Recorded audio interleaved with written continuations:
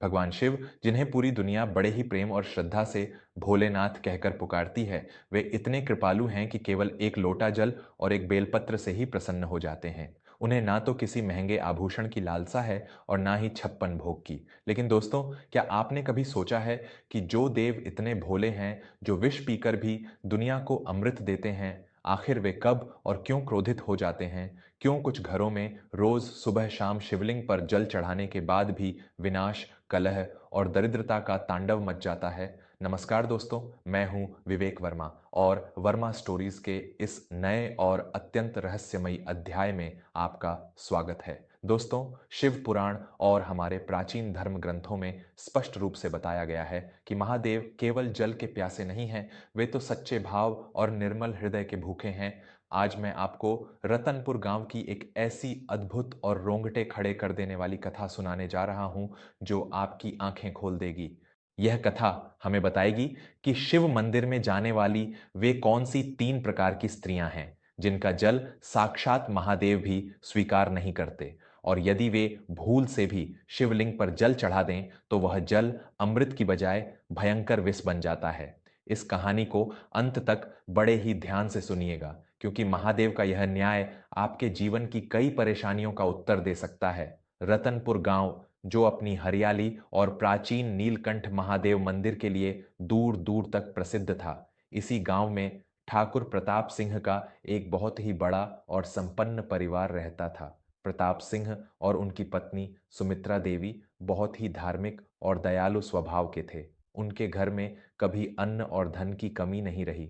प्रताप सिंह के 3 बेटे थे, जिनका विवाह उन्होंने बहुत ही धूमधाम से किया था। घर में 3 बहुओं का प्रवेश हुआ, लेकिन तीनों के स्वभाव में जमीन और आसमान का अंतर था। सबसे बड़ी बहू का नाम था भवानी।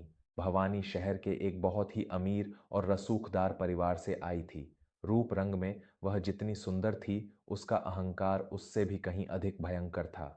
उसे अपने महंगे कपड़ों, सोने चांदी के गहनों और अपने मायके की दौलत पर इतना घमंड था कि वह घर के नौकरों और गरीब लोगों को कीड़े मकोड़े के समान समझती थी। मंझली बहू का नाम था रंजना। रंजना का स्वभाव पूरे घर के लिए एक अभिशाप बन चुका था। उसकी जीभ पर जैसे साक्षात नागिन का वास था। बात बात पर झगड़ा करना, अपने पतियों के बीच फूट डालना और अपनी बूढ़ी सास सुमित्रा देवी का सरेआम अपमान करना उसकी रोज की आदत थी। और सबसे छोटी बहू थी गौरी। गौरी का मायका बहुत ही साधारण और गरीब था, लेकिन उसके संस्कार साक्षात माता पार्वती के समान पवित्र थे। वह भोर में सबसे पहले उठती, पूरे घर की साफ सफाई करती, अपनी सास की सेवा करती और हमेशा अपने चेहरे पर एक सौम्य मुस्कान रखती थी। सावन का पवित्र महीना चल रहा था। पूरा रतनपुर गांव हर हर महादेव के जयकारों से गूंज रहा था। सावन के अंतिम सोमवार का दिन था। सुमित्रा देवी ने अपनी तीनों बहुओं से कहा कि आज सभी को नीलकंठ मंदिर जाकर महादेव का जलाभिषेक करना है। सुबह का समय था। सुमित्रा देवी बहुत कमजोर और बीमार थीं। उन्होंने खांसते हुए मंझली बहू रंजना से पानी मांगा। रंजना बहू, मुझे दवा खानी है। जरा रसोई से एक गिलास पानी तो ला देना, मेरा गला सूख रहा है। सुमित्रा देवी ने बहुत ही धीमी आवाज में कहा। रंजना, जो शीशे के सामने खड़ी होकर अपने बाल संवार रही थी, उसने मुड़कर बहुत ही तीखे स्वर में अपनी सास को ताना मारा। अरे ओ माँ जी, आपको तो जैसे बीमारी का नाटक करने का शौक चढ़ गया है। देखती नहीं है कि मैं महादेव को जल चढ़ाने के लिए तैयार हो रही हूं? मेरे पास फालतू का समय नहीं है। अपना पानी खुद जाकर भर लीजिए या अपनी उस लाडली छोटी बहू को आवाज लगाइए। यह कहकर रंजना पैर पटकते हुए वहां से चली गई। सुमित्रा देवी की आंखों में आंसू आ गए। गौरी दौड़ती हुई आई। उसने अपनी सास को पानी पिलाया और उनके पैर दबाए। थोड़ी देर बाद तीनों बहुएं नीलकंठ मंदिर जाने के लिए निकलीं। बड़ी बहू भवानी ने एक बहुत ही कीमती रेशमी साड़ी पहनी थी और उसके हाथ में एक भारी चांदी का कलश था, जिसमें उसने दूध और गंगा जल भरा हुआ था। रंजना ने तांबे का कलश लिया था और सबसे पीछे गौरी चल रही थी, जिसके हाथ में एक बहुत ही साधारण सा मिट्टी का कलश था। रास्ते में मंदिर की सीढ़ियों के पास एक अत्यंत बूढ़ा और कमजोर भिखारी बैठा हुआ था। भीड़ के कारण उस भिखारी का एक हाथ गलती से भवानी की रेशमी साड़ी से छू गया। भवानी का पारा 7वें आसमान पर पहुंच गया। उसने उस बूढ़े भिखारी को जोर से धक्का दिया, जिससे वह जमीन पर गिर पड़ा। अंधा हो गया है क्या बुढ़े? मेरी इतनी महंगी साड़ी को अपने गंदे हाथों से अपवित्र कर दिया। मैं साक्षात महादेव को जल चढ़ाने जा रही हूं और तूने मेरा रास्ता काट कर अपशकुन कर दिया। उठ यहां से। भवानी जोर जोर से चिल्ला रही थी। गौरी ने तुरंत आगे बढ़कर उस बूढ़े बाबा को उठाया, उनके कपड़े झाड़े और अपने पल्लू से उनके आंसू पोंछे। बाबा, आप ठीक तो हैं? आप इन्हें क्षमा कर दीजिए, इन्हें अपनी गलती का भान नहीं है, गौरी ने बहुत ही मीठे स्वर में कहा। बाबा ने गौरी को रोते हुए आशीर्वाद दिया। अब तीनों बहुएं मंदिर के गर्भगृह में पहुंची। नीलकंठ महादेव का वह प्राचीन शिवलिंग बहुत ही अद्भुत था। शिवलिंग के ठीक सामने राख रमाए हुए एक अत्यंत ही सिद्ध और रहस्यमयी अघोरी साधु महायोगी त्रिजटानंद जी गहरे ध्यान में बैठे थे। उनके चेहरे का तेज इतना प्रचंड था कि कोई भी उनसे नजरें नहीं मिला पा रहा था। भवानी अपने चांदी के कलश को गर्व से उठाए सबसे पहले शिवलिंग की ओर बढ़ी। उसे लग रहा था कि उसका यह महंगा जल चढ़ाने से महादेव सबसे ज्यादा उसी से प्रसन्न होंगे। लेकिन जैसे ही भवानी ने वह चांदी का कलश शिवलिंग के ऊपर झुकाया, एक ऐसा चमत्कार हुआ जिसे देखकर पूरे मंदिर में सन्नाटा छा गया। शिवलिंग के पीछे से अचानक एक विशाल और भयंकर काला नाग फुंकार मारता हुआ बाहर निकला और उसने शिवलिंग को चारों तरफ से जकड़ लिया। नाग की फुंकार इतनी तेज थी कि भवानी के हाथ कांप गए और वह भारी चांदी का कलश उसके हाथ से छूटकर जमीन पर गिर पड़ा। सारा दूध और जल मिट्टी में बह गया। भवानी डर के मारे पीछे हट गई। अब मंझली बहू रंजना आगे आई। उसने सोचा कि भवानी का कलश भारी था, इसीलिए गिर गया। उसने अपना तांबे का कलश उठाया और महादेव के पास पहुंची। लेकिन जैसे ही रंजना ने जल चढ़ाने की कोशिश की, उसके कलश का जल अचानक बिल्कुल काला पड़ गया और उसमें से एक अजीब सी सड़ांध आने लगी। वह जल अब जल नहीं बल्कि कीचड़ बन चुका था। रंजना घबरा कर चीख पड़ी और उसने कलश वहीं फेंक दिया। तभी ध्यान में बैठे महायोगी त्रिजटानंद जी ने अपनी आंखें खोलीं।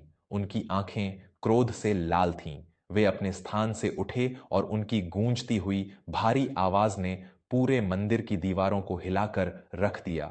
ठहर जाओ मूर्ख स्त्रियों। महादेव के इस पवित्र शिवलिंग को अपने पापों के विष से कलंकित करने का दुस्साहस मत करो। जो देव हल्लाहल विष पीकर भी शांत रहा, तुम्हारे इस अशुद्ध जल ने उसे भी क्रोधित कर दिया है। भवानी और रंजना डर के मारे थर थर कांपने लगीं। पूरी भीड़ सांस रोके उस सिद्ध योगी को देख रही थी। त्रिजटानंद जी ने अपनी उंगली भवानी की ओर उठाई और अत्यंत कठोर स्वर में बोले, शिव पुराण और कर्म विधान के अनुसार 3 प्रकार की स्त्रियों का जल साक्षात महादेव भी कभी स्वीकार नहीं करते और तुम दोनों उन्हीं पापों से ग्रसित हो। ध्यान से सुनो, वे 3 स्त्रियां कौन हैं? पूरा गर्भगृह योगी जी के वचनों को सुन रहा था। पहली स्त्री, जो अपने धन, रूप और यौवन के भयंकर अहंकार में अंधी हो, जिसके हृदय में गरीबों, कमजोरों और बेसहारा लोगों के लिए कोई दया न हो। तूने मंदिर की चौखट पर बैठे उस बूढ़े और लाचार व्यक्ति को धक्का मारा, उसका अपमान किया। याद रख मूर्ख स्त्री, जो इंसान महादेव के बनाए हुए जीवों पर दया नहीं कर सकता, जो गरीबों को कीड़े मकोड़े समझता है, उसके हाथ का सोने का कलश भी महादेव के लिए मिट्टी के समान है। अहंकार से भरा हुआ जल शिवलिंग पर गिरते ही तेजाब बन जाता है। महादेव को तेरा यह दिखावा और तेरा यह अहंकार कभी स्वीकार नहीं है। भवानी का सिर शर्म से नीचे झुक गया। उसका सारा घमंड एक ही पल में मिट्टी में मिल चुका था। योगी जी अब रंजना की ओर मुड़े। दूसरी स्त्री, जो अपने घर में क्लेश करती है, जो अपने माता पिता या सास ससुर का निरादर करती है, तू यहाँ महादेव को जल चढ़ाने आई है। आज सुबह जब तेरी कमजोर सास ने तुझसे एक घूंट पानी मांगा था, तो तूने उन्हें तिरस्कार से दुत्कार दिया। तूने उस माँ को पानी नहीं दिया जिसने तुझे अपने घर की लक्ष्मी बनाया, और यहां तू तांबे के कलश में पुण्य कमाने आई है। जिस स्त्री की जबान से हर समय जहर और गालियां निकलती हैं, जो घर के बड़ों का दिल दुखाती है, उसके कलश का जल महादेव तक पहुंचने से पहले ही ऐसे काले कीचड़ और विष में बदल जाता है। महादेव ऐसे क्लेशी और क्रोधी हाथों से एक बूंद भी ग्रहण नहीं करते। रंजना फूट फूट कर रोने लगी।